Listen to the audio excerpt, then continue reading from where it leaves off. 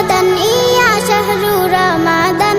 বিশ্ববাসীর জন্যে এ মাস আল্লাহ পাকের দান আহলান সাহলান সব কিছুতে বরকত আসে রহম ফিরে আসে হাজার মাসের সমান যে রাত আছে তা এই মাসে সব কিছুতে বরকত আসে রহম ফিরে আসে হাজার মাসের সমান যে রাত আছে তা এই মাসে বড় খুশি আনে মুসলমান